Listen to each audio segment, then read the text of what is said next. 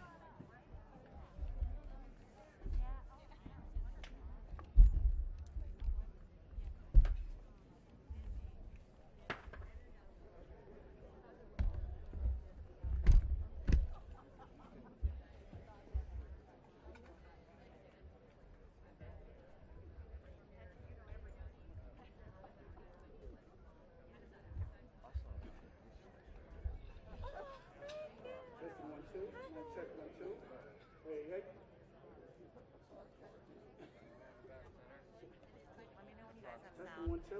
Testing 1 2. 1 2. 1 2. Yeah. Testing 1 2. Mic check 1 2. 1 2. Are you getting audio? Testing 1 2. Press. Let me know when you're good. Testing 1 2. Mic check 1 2. Mic check 1 2. Mic check 1 2.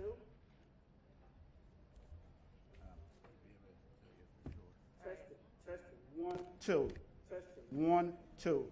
1 2. 1 2. 1 2. Testing. You're good?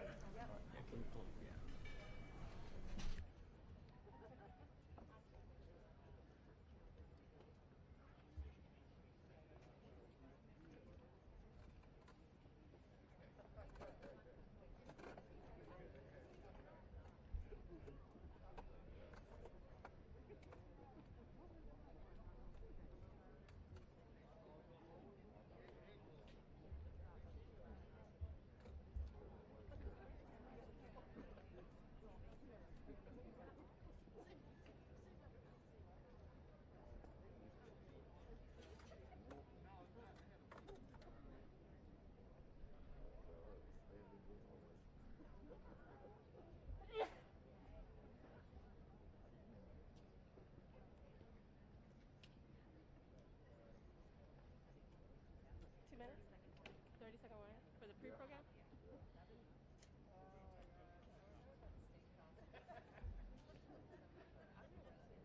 Hello and welcome. Please make yourself comfortable and silence your cell phone. The program will begin soon.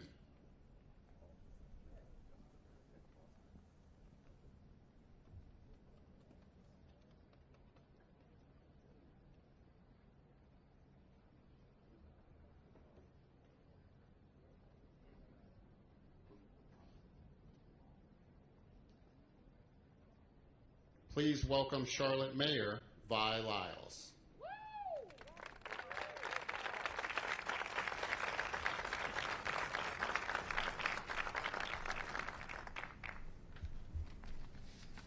Good morning, everyone.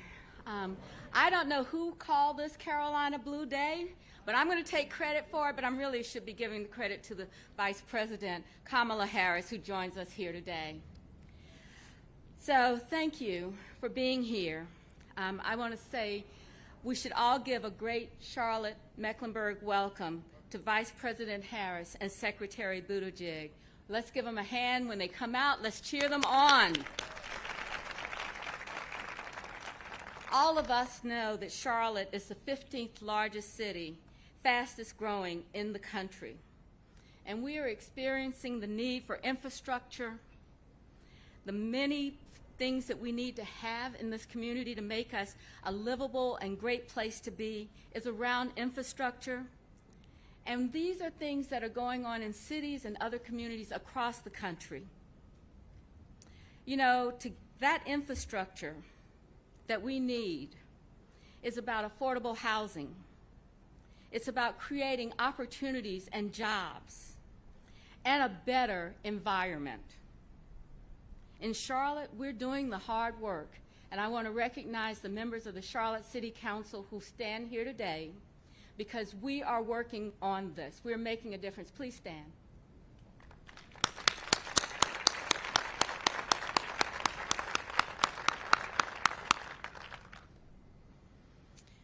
We've helped create thousands of new jobs in this community. We've brought new opportunities to our region. Just yesterday, we celebrated the official opening of Honeywell's new corporate headquarters in our center city.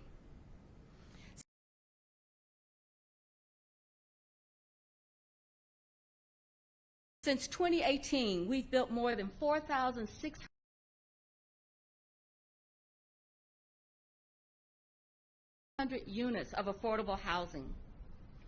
And with our CARES funding, we quickly created community-based programs to help our small businesses, our nonprofits, and our local industries to survive this pandemic. With the support of President Biden and the will that we have in this country, we can build back better. The Build Back Better Act will continue our work here in Charlotte. I want to thank Vice President Harris and Secretary Buttigieg for joining us today to celebrate the passage of that legislation. And now I'd like to introduce my friend and Congresswoman Alma Adams, who is also an important person in this process. She's a tireless and fierce leader in helping us get Build Back Better passed. Congresswoman Alma Adams. Please welcome U.S. Representative Alma Adams.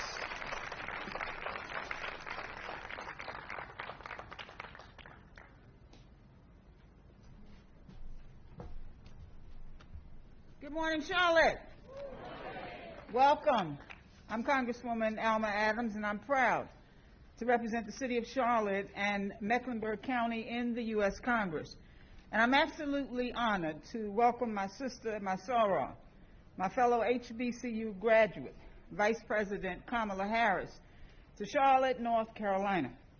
And I'm proud to be joined by my state and city partners, Mayor Lyles, Governor Cooper as well. Additionally, I'm happy that we're joined today by Secretary Pete Buttigieg. We're going to need your help to make Mecklenburg continue to be on the move. And that's the reason that we're here today. Mobility. Not only our mobility network, but also social and economic mobility. And as we've been talking about it for some time now, we're shocked when the Chetty study showed that Charlotte came in dead last. 50th out of 50 in economic mobility. But good transportation and connections to opportunity can help move people not only to jobs and to church and to the doctor, but also into the middle class. And that's why the Biden-Harris administration's Infrastructure Investment Jobs Act is so very important. The funding in this law will keep Charlotte and Mecklenburg moving. North Carolina will receive approximately $900 million over 5 years under the Infrastructure Investment and Jobs Act to improve public transportation options across the state. And that's money that we can use to build projects like the Silver Line light rail. There are billions of dollars for highway instruction, so highways like I-77 and I-85 will be well lit and well paved. For the purchasing of a new terminal, zero-emission buses, and it will make sure that our entire county isn't under a boil water advisory because of an aging water main burst. And that's why I was so very proud to vote for this bill to help Charlotte and Mecklenburg County build back better.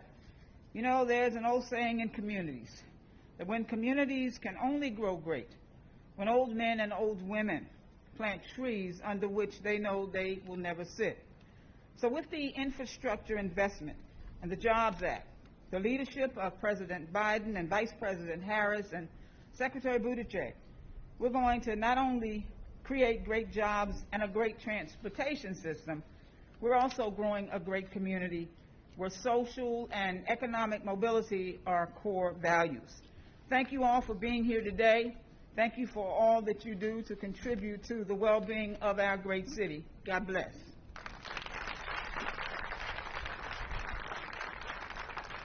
Please welcome North Carolina Governor Roy Cooper.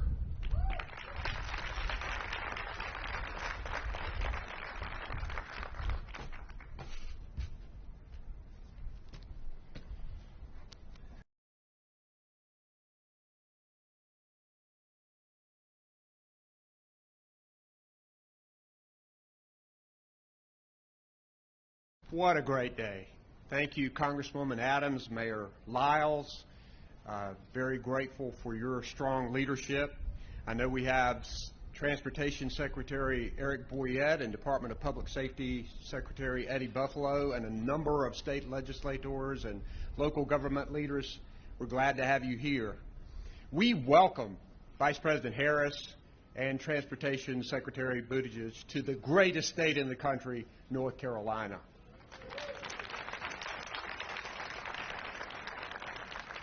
Finally, we can celebrate the long-promised infrastructure bill. At the beginning of the last administration, In 2017, we were told it was coming.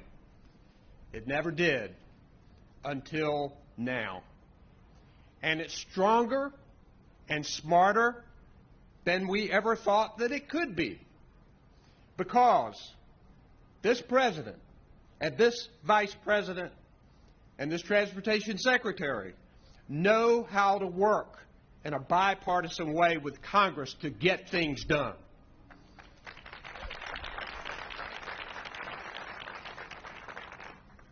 The states across the country, including North Carolina, will get a big boost. It'll help us fix our roads and our bridges, improve rail and other public transportation so we can more easily get people from one place to the next. And that's not all. Even more help with high-speed internet access so we connect all North Carolinians to learning, to telehealth, and to small business opportunities. We'll do even more to help with infrastructure resilience, to build back better and smarter and stronger from the 42 extreme weather events that North Carolina has experienced over the last decade. And there will be even more help with clean energy transportation. You've already seen today that North Carolina is on the cutting edge of technology with our electric buses, more electric vehicles, and an increasing number of charging stations. And you couple this with the carbon reduction with our new law that requires a 70% reduction in power generation by 2030 and carbon neutrality in power generation by 2050. Those together make sure that North Carolina is well on its way to doing its part, not only to fight climate change in a meaningful way, but to create the tens of thousands of jobs that we know the clean energy economy can bring. And just like I and other legislators and governmental officials are doing here in North Carolina, President Biden and Vice President Harris understand the hard work of building consensus and finding common ground to get the job done for the people. Building bridges and roads, pushing clean technology, expanding high-speed internet. North Carolina is ready to get to work. Thank you very much.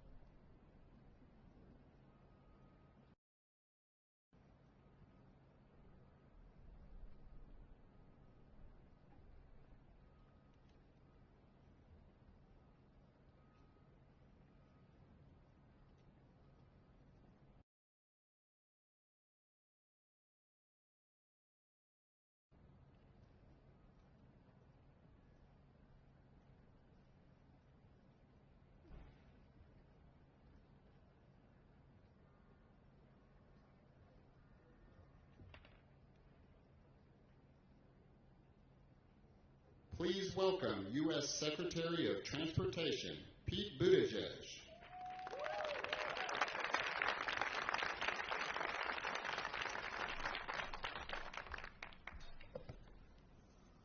Good morning. Still morning, right? Yeah. Still morning by about 5 minutes. What a pleasure to be here in Charlotte, and what an honor to be joined by the distinguished company that's here. Particularly honored to be joining the Vice President.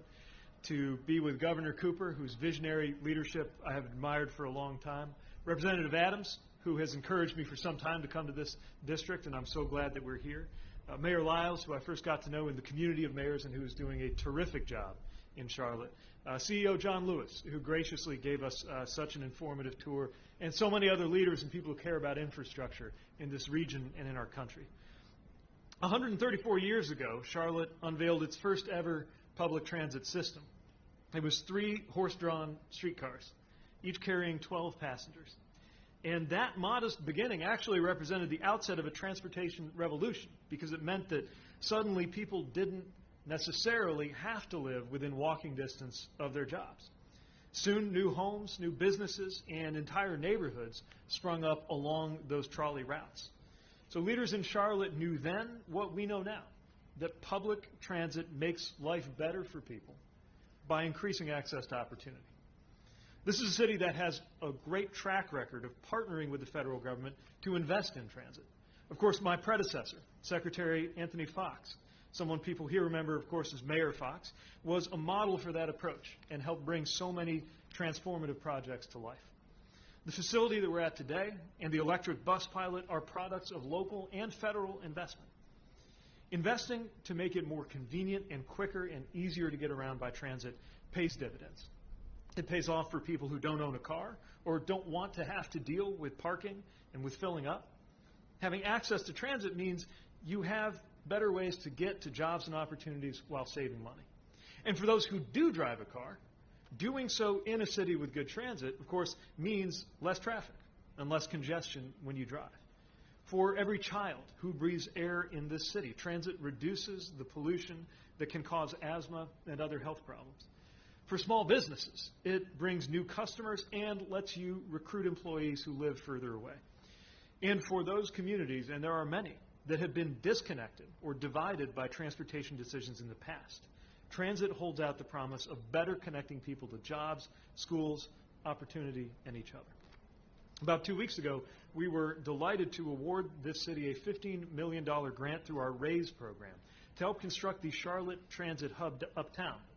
It's going to make it easier for people to connect between bus routes and the Lynx Blue Line and Gold Line.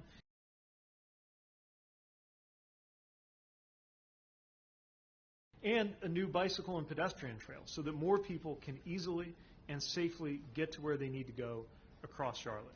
Now, that grant was part of an extremely competitive process. In fact, we got about $10 billion in applications for $1 billion in funding. But now, thanks to the bipartisan infrastructure law that President Biden signed last month, we will have the resources to support far more worthy projects like these here in North Carolina and across the country. This bill is going to make the biggest investment, in fact, in public transit in history. It'll modernize roads and bridges, passenger rail and freight rail, ports and airports.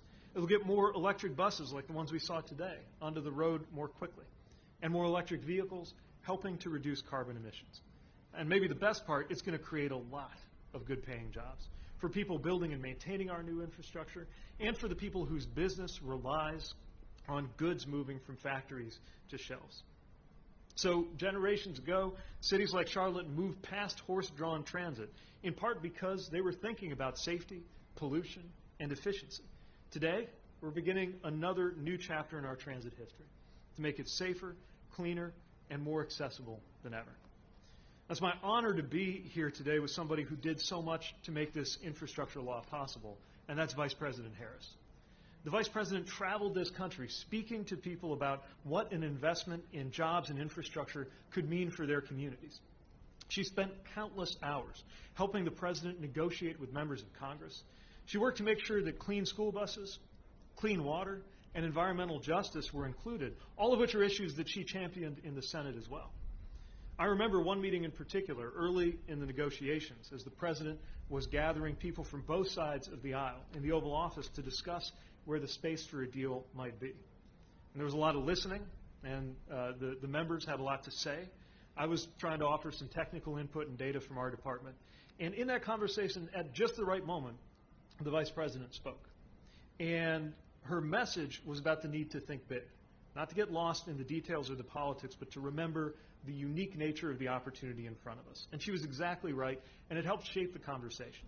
It's just one very small example of the countless ways in which her presence has made an impact on this monumental legislation. So now more people in Charlotte and across the country will ride electric buses, travel on safer roads, and have a chance to work building infrastructure that will support our economy for generations. We're going to hear from Vice President Harris in a moment. Before that, you're going to get to know somebody that we just got to know on the tour, Shonda Wright, a rail car maintenance technician here in Charlotte.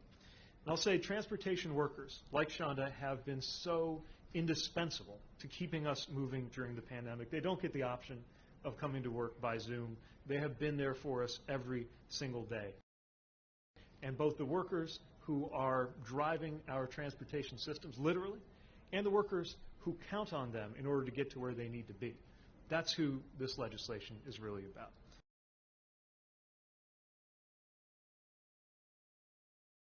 So again, thank you for the opportunity to be here. We are very excited in the Department of Transportation to work with Charlotte and communities across the country on the opportunities ahead. Thanks very much.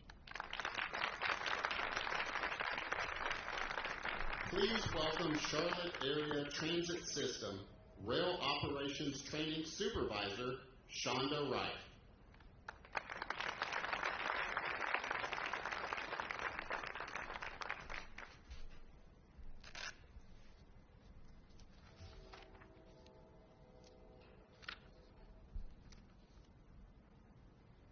Good afternoon. My name is Shonda Wright.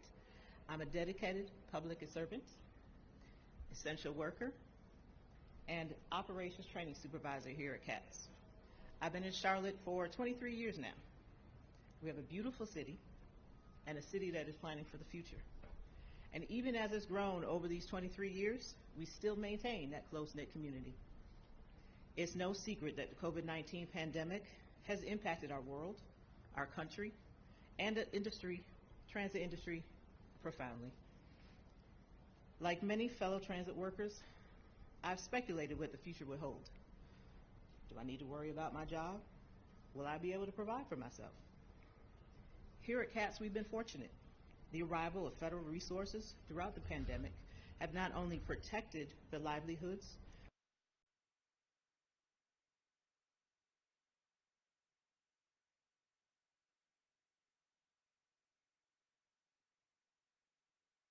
We had swift and bold actions, but this administration has helped to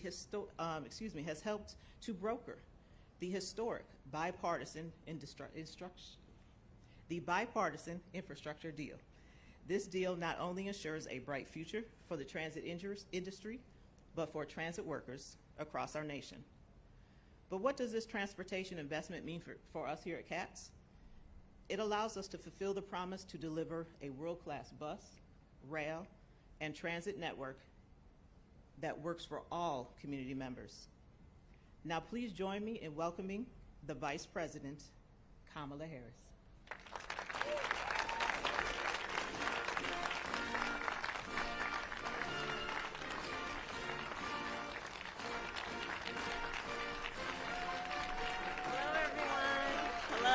Hello everyone. Thank you. Please have a seat. It is wonderful to be back in North Carolina. Shonda, I want to thank you for your skill, for your knowledge, for showing us around today and just increasing our enthusiasm and excitement for what's happening here in this state and around the country, both because of the skilled workers who actually make it all come together, but also because of the innovation that we are seeing every day, and certainly here at this facility. I want to thank Secretary Pete Buttigieg, where are you? There you are, for joining me today and for serving our nation as the Secretary of our Department of Transportation. You've been doing extraordinary work, and thank you for that.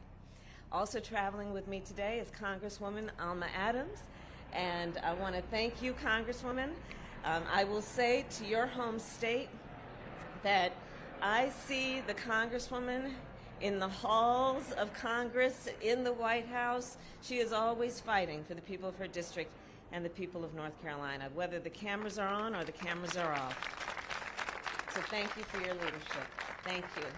And of course, Governor, it is always good to be with you. It is always good to be with you. And Mayor, thank you for hosting us. So this is a day that we are celebrating, as we will continue to do, the passage of the Infrastructure Investment and Jobs Act. And North Carolina, you know well, leaders like Congresswoman Adams, like Governor Roy Cooper, like Mayor Vi Lyles, like all of the state and local elected officials who are here today, leaders like Senator Richard Burr and Senator Tom Tillis, all made it possible for me and the President to turn the bipartisan infrastructure deal into the bipartisan infrastructure law. Because of their work, because of our work together, America is moving again. Because ultimately, that's what infrastructure is all about, getting people moving. You know, the way I see it, infrastructure gives people what they need to get where they need to go. That's my definition of infrastructure. Help the people get where they need to go. And so think about the buses that are around us, the bus that's behind me. People rely on public transportation for all kinds of reasons. To get groceries, to get to school on time, to get to work on time, to get to church on time. For millions of Americans, public transportation is part of their day every day. And a bus stop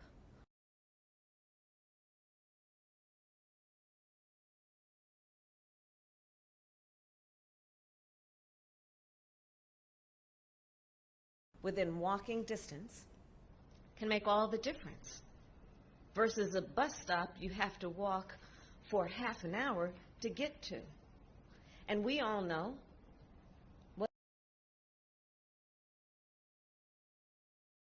it means for someone to miss a bus by just 1 minute, and that it can mean being at least an hour late for work.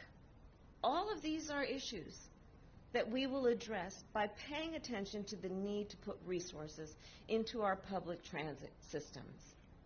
And we all know that we're on one of these beautiful electric rail cars, but we all know what it's like to be on an outdated rail car.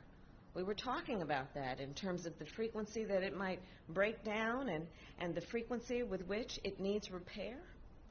In states across our nation, public transportation is not as fast or as frequent, as safe or as healthy as it can be. And people who use public transportation for their commute often spend much more of their time in transit, time that they could be spending with their friends and family, helping their children do their homework, time they could spend running essential errands or even relaxing after a hard day work. And there is a major repair backlog in our nation. 24,000 buses, 5,000 rail cars, 200 stations that are in need of work, thousands of miles of tracks, signals and power systems in our country need to be repaired. We need to get fixing all of these things. We need to get this fixing done. So, North Carolina public transit is a good public good, and that is why we are investing in it. With our bipartisan infrastructure law, we will make the largest ever investment in public transit in our nation's history. North Carolina alone will receive $910 million for public transit over the next 5 years. And Governor Cooper, I want to thank you for always being such a very strong and powerful advocate for the needs of this state. And for here in Charlotte, Mayor, well, you are doing extraordinary work, upgrading your bus system with more connections, more frequent service, and more electric buses. And I know that the funding that we are delivering will help with all of that important and good work. And here's the bottom line. World-class cities like Charlotte deserve world-class transit systems. And this law is going to help you build those systems. On top of public transit, our bipartisan infrastructure law will also make the most significant investment to fix our roads and bridges in 70 years. And I don't need to tell this group of leaders that across North Carolina, there are more than 3,000 miles of highway that need to be repaired. Highways like I-85. Look at all the people nodding.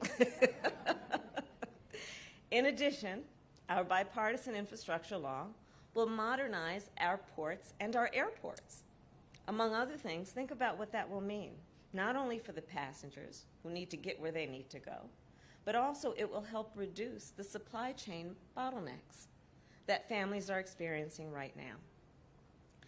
We will also, with this law, replace lead pipes so that every American can have clean drinking water, so that our babies are not drinking toxic water, which in many cases will have irreparable damage to their ability to learn.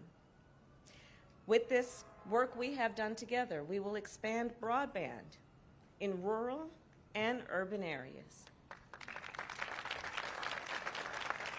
which I know, and again, the governor and I have talked about this, is a big issue for the people of this state. And why do we do this? We do this work so that every American can have affordable and accessible high-speed internet connections to do the work that we know, certainly during the course of the pandemic, became so necessary. Whether it is allowing our children to have access to the internet to get their homework done, you know, long gone, I will speak to a certain generation of people that includes myself, long gone is Encyclopedia Britannica. They need to have access to the internet to be able to excel and reach their God-given capacity. Let's think about access to high-speed internet for our small businesses and how that helps and is a necessity for them to be able to do their important work. Let's think about high-speed internet and access for the purposes of telemedicine so that folks in rural communities can have access to the kind of care that they deserve and need. In addition to all of that, and importantly, this law will put millions more Americans to work in good-paying jobs and good-paying union jobs. Jobs like a fellow I met by the name of Jeff Bird has. So Jeff Bird is a line design technician that I met with in New Hampshire. His skill and his important work is to attach fiber to utility poles to keep up with the demand for high-speed internet. Jobs like Walter Cody has. So Walter, I met with him, he's a construction inspector, and what he does is he works to get clean water to families in California. Jobs like Leslie Kilgore has. So Leslie is an engineer I met with in High Point, North Carolina, whose team is building electric school buses. In creating jobs, in investing in what people need to get where they are going, our bipartisan infrastructure law will make our country more competitive. It will make our communities more prosperous, and it will deliver on our administration's commitment to equity. And as significant as it is, as historic as it is, our bipartisan infrastructure law is part one of two. Part two of two is our Build Back Better Act. The President and I know that families are stretched thin, and we take that very seriously. And we have designed the Build Back Better Act to help address the reality of the needs of everyday folks who just need a little support.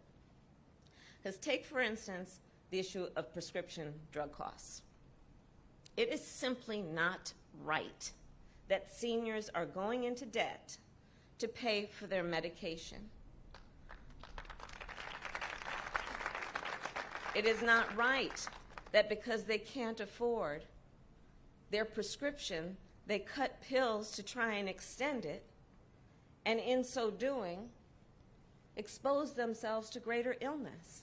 It's just not right. So our Build Back Better Act, will bring down prescription drug costs. It's just not right that parents are being forced to quit their jobs to care for a member of their family.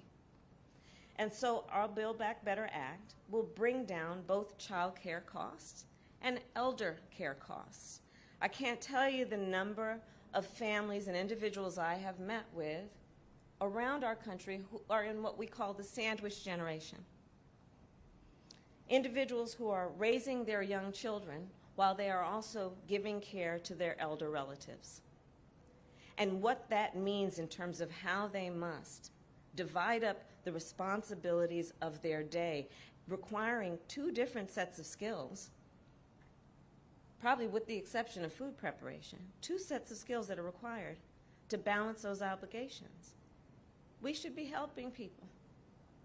And so it's not right that families have to choose to either buy groceries or pay for health care, to either fill up their tank or pay their rent. And so our Build Back Better Act will bring down health care and housing costs also.